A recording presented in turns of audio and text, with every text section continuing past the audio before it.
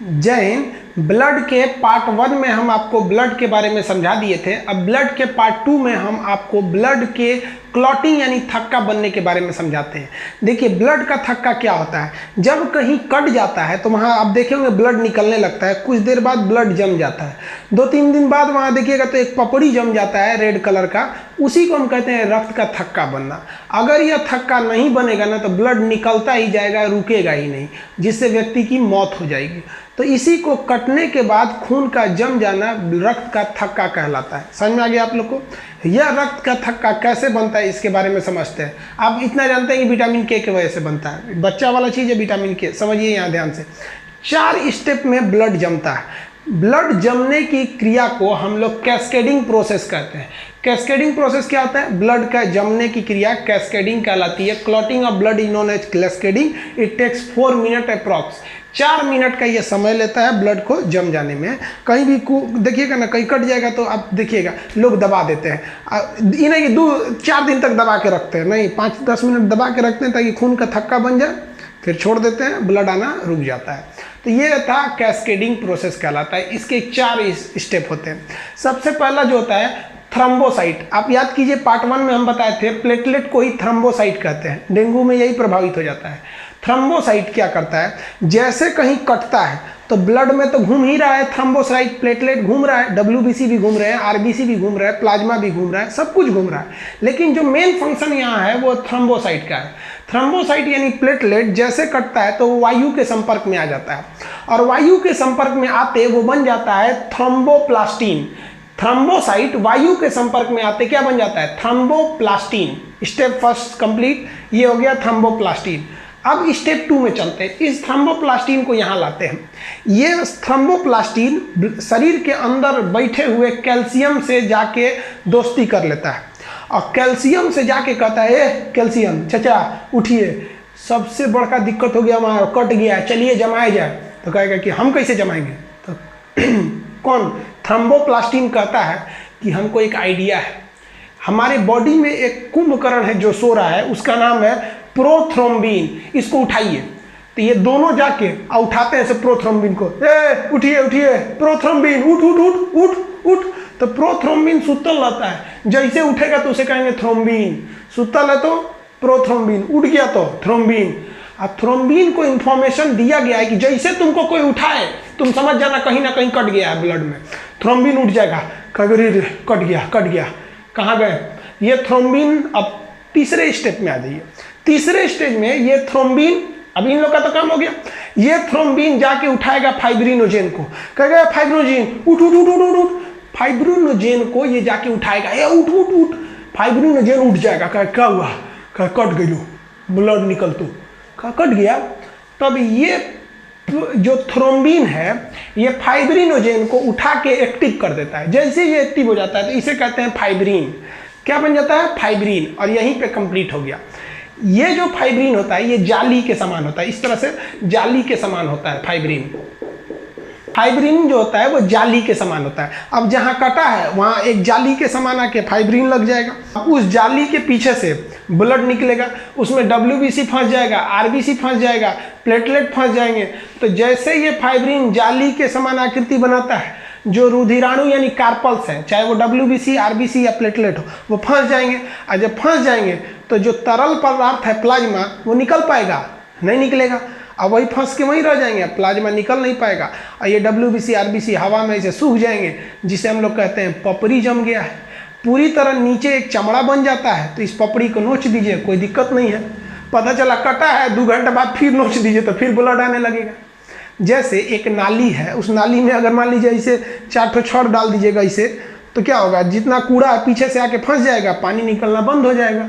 तो ये फाइब्रिन बहुत मदद करता है। समझ आया कि नहीं आ गया? और ये ब्लड जम जाता है। इसी ब्लड को जम जाने को खून का क्या कहते हैं? थक्का जम जाना, जिसको पपड़ी उपड़ी कहते हैं। कहीं कट उठ जाएगा देखिएगा ना, जम जाता है। समझ में आ गया? ब्लड जमने के कितने स्टेप? 4। सबसे पहला स्टेप क्या था भाऊ? जो हमारे ब्लड का कौन सा भाग लिया था? प्लेटलेट यानी थ्रोम्बोसाइट। जैसे कटा थ्रोम्बोसाइट वायु के संपर्क में आया, क्या बन गया? थ्रोम्बोप्लास्टिन। यह थ्रोम्बोप्लास्टिन कैल्शियम के साथ दोस्ती करके प्रोथ्रोम्बिन को एक्टिव कर दिया यानी जगा दिया, तो प्रोथ्रोम्बिन क्या बन गया, थ्रोम्बिन बन गया। स्टेप 3, यह थ्रोम्बिन फाइब्रिनोजेन को एक्टिव कर दिया, तो ये फाइब्रिनोजेन क्या बन गया, फाइब्रिन। कहेगा फाइब्रिन की आकृति कैसी होती है, जालीनुमा। इसमें क्या जम जाता है, तो रुधिराणु जम जाते हैं और ब्लड क्या हो जाता है, थक्का बन जाता है। तो ब्लड के थक्का होने में कहाँ गया विटामिन के, तो बचपन में आदमी बहुत सुना था विटामिन के मदद करता है। तो देखिए ये सारी प्रोसेस को होने में विटामिन के बहुत महत्वपूर्ण भूमिका निभाता है। विटामिन के जो होता है ना वो बहुत ज़्यादा कहता है हाँ सारी क्रिया को कहता है जल्दी जल्दी करो। तो ये अलग से भी क्वेश्चन कहेगा कौन सा तत्व मदद करता है, कौन सा प्रोटीन मदद करता है, तो ये एक अलग क्वेश्चन हो जाता है। तो आप ये समझ में आ गया कि क्लॉटिंग कितने स्टेप में होते हैं। आप एक इसका स्क्रीनशॉट लीजिए, फिर हम अभी समझाते हैं कि क्लॉटिंग के और कौन कौन से तत्व भाग लेते हैं। ब्लड क्लॉटिंग का हम एक समरी समझते हैं शॉर्टकट में क्या होता है, उतना तो हम आपको चारों स्टेप बताएं। अब उसी चारों स्टेप में से हम आपको एक समरी निकाल के बताते हैं। कहेगा कि ब्लड के जमने में कौन सा रुधिराणु यानी कौन सा कार्पल्स मदद किया था, तो क्या WBC मदद किया था, RBC किया था, नहीं। उस समय मदद किया था थ्रोम्बोसाइट यानी प्लेटलेट। तो रुधिराणु में कौन मदद किया, तो प्लेटलेट मदद किया, याद रखिएगा रुधिराणु में प्लेटलेट।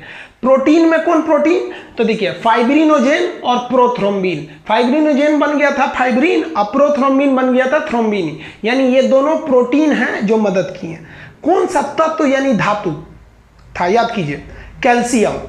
और विटामिन में कहेगा तो विटामिन के। अब ले भाई विटामिन के, ये आप लोग याद रखते हैं विटामिन के। अब ये देखिए ये ब्लड के क्लॉटिंग का एक निगेटिव इफेक्ट है। अगर ब्लड शरीर के अंदर ही क्लॉट कर गया, अगर शरीर के नस में ही जाम होके बैठ गया तो वो नस फटने लगेगा और पीछे से प्रेशर मारेगा ब्लड उसको। हमारा ब्लड प्रेशर कितना होता है, 120 जाने का और 80 आने का। और वहीं रास्ते में जम गया अगर ब्लड, तो क्लॉट अगर हो गया तो इधर से मार के फाड़ देगा उसको। तो अगर रास्ते में ब्लड जम गया तो फाड़ देगा नस, और इस नस के फट जाने को कहते हैं हेमरेज।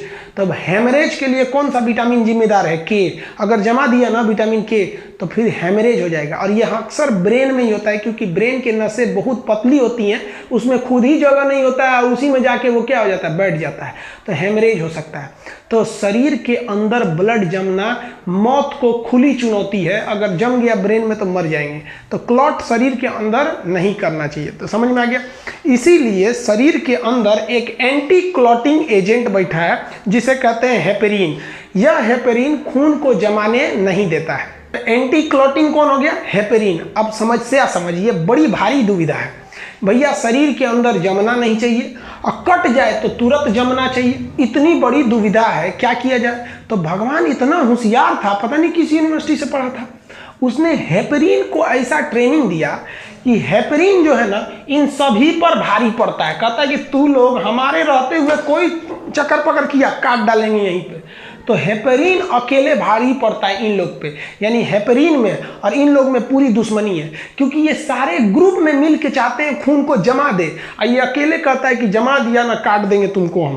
तो हेपेरिन में, लेकिन इस हेपेरिन के साथ एक प्रॉब्लम है। अगर इस हेपेरिन को हवा लग जाएगा ना, यानी एयर लग जाएगा, तो ये हेपेरिन मर जाएगा। अब एक बात बताइए, दोनों में दुश्मनी था। ये कह रहा था कि हम खून जमाएंगे, ये सब मिलकर कह रहे थे खून जमाएंगे, और हेपेरिन कह रहा था कि जब तक हम जिंदा है जमने नहीं देंगे। अब जैसे अब मान लीजिए हमारा बॉडी है, इसमें कहीं तो हवा जाने का रास्ता थोड़ी है, खून के अंदर हवा नहीं जाएगा, तो हेपेरिन जिंदा रहेगा, कहेगा अरे फाइब्रिनोजेन विटामिन के चल साइड हट, कोई खून जमा दिया तो काट देंगे हम, तो हमारा बॉडी सुरक्षित रहता है। और जैसे कट जाता है, जैसे कटा तो वहाँ हवा लग जाएगा, तो वहाँ का हेपेरिन को हवा लगा कि हेपेरिन मर जाएगा। ये सब कहेंगे से चट्टा कहीं का, बोलता था कि जमा के दिखाओ, देख हम तुम्हारे लाश पे जमाएंगे, देख फाइब्रिनोजेन चाचा जमाइए तो जमाइए, और तुरंत वहाँ जमा देंगे सब। तो कितना बढ़िया इन लोगों के बीच एक कॉम्बिनेशन है। अंदर हवा जाएगा नहीं तो रहेगा हेपेरिन जिंदा, जमने नहीं देगा। जहाँ कट गया तो हवा लगेगा, हेपेरिन मर जाएगा, ये लोग जमा लेंगे। लोग समझ में आया। आप एक चीज़ नोटिस किए होंगे, जब आप इंजेक्शन लगाने जाते होंगे ना तो देखते होंगे डॉक्टर दवा को भर लेता है और थोड़ा सा ना इसे पूरा हवा जो है ऐसे पीट पीट के और पूरा हवा बाहर निकाल देता है, और थोड़ा सा दवाइयों फेंक देता है, और तब इंजेक्शन लगाता है। जानते हैं क्यों? क्योंकि डॉक्टर जानता है, क्या जानता है कि अगर इसमें हम हवा भी भर देंगे तो क्या होगा, जैसे हवा अंदर जाएगा हेपेरिन वहाँ का मर जाएगा और ये सब पूरे ग्रुप में मिलकर यहाँ पर ब्लड जमा देंगे, और जब जमा देंगे तो यहाँ पर मांस एकदम टाइट हो जाएगा। क्योंकि यहाँ की नसें मोटी हैं, आदमी मरेगा नहीं, हेमरेज नहीं होगा, लेकिन मांस टाइट हो जाएगा और मरीज को बहुत दर्द करेगा। अरे बाप रे बाप। तो मरीज कहेगा कि डॉक्टर साहब फूल गई लो यहाँ। तो डॉक्टर कैसे कहेगा कि गलती तो हमरे है, तो कहेगा बाबू गर्म पानी भिगा के सेकिएगा। तो मरीज गर्म पानी भिगा के सेकेगा। अरे बाप, अरे बकलोलवा मरीज जब इंजेक्शन लगता है तो खुद देख लिया कर। इसीलिए देखिएगा, किसी को सेलाइन चढ़ता है ना पानी, तो जब पानी का जो बोतल होता है उसमें से अगर मान लीजिए पानी चढ़ रहा है इसे, तो थोड़ा सा पानी बचा रहेगा ना, तभी नर्स आके रोक देती है, कहती है पता चला, कहेंगे कि पूरा चढ़ाओ, कोई मरीज बीमार पड़ गया, हम उधर चले गए, इधर हवा घुस जाएगा, इसमें हवा घुस जाएगा तो सेलाइन में तो ज़्यादा ही हवा रहता है, पूरा मरीज मर जाएगा। तो ये हेपेरिन और फाइब्रिनोजेन समझ में आ गया आप लोग को। हेपेरिन जमने नहीं देगा और ये जमा देंगे सब। एक बीमारी होती है जिसको कहते हैं हीमोफोलिया। हीमोफोलिया में हेपेरिन इतना ना एक्टिव हो जाता है कि कटने के बाद भी नहीं जमने देता है। तो हीमोफोलिया एक बीमारी है जो इंग्लैंड की महारानी से चालू हुआ, आनुवांशिक बीमारी। उसमें कटने के बाद ब्लड रुकता ही नहीं है और व्यक्ति की मौत हो जाती है। समझ में आ गया। हेमरेज के लिए जिम्मेदार विटामिन के, एंटी क्लॉटिंग हेपेरिन। समझ में आया। अब ये देखिए ध्यान से, ये फाइब्रिनोजेन और प्रोथ्रोम्बिन ये दोनों मिलकर जमाते हैं और हेपेरिन उसको रोकता है। जबकि इन तीनों का निर्माण जो होता है लीवर यानी यकृत में होता है। कहेगा फाइब्रिनोजेन कहाँ बनते हैं? लीवर में। प्रोथ्रोम्बिन लीवर में, हेपेरिन लीवर में। हम जब आपको बहिर्स्रावी ग्रंथि पढ़ा रहे थे तो वहाँ लीवर में ये बात बताए थे कि इन चीज़ों का निर्माण होता है, और वहाँ ये कहे थे कि ब्लड क्लॉटिंग में हम आपको समझाएंगे। आई होप आप ब्लड क्लॉटिंग समझ गए होंगे।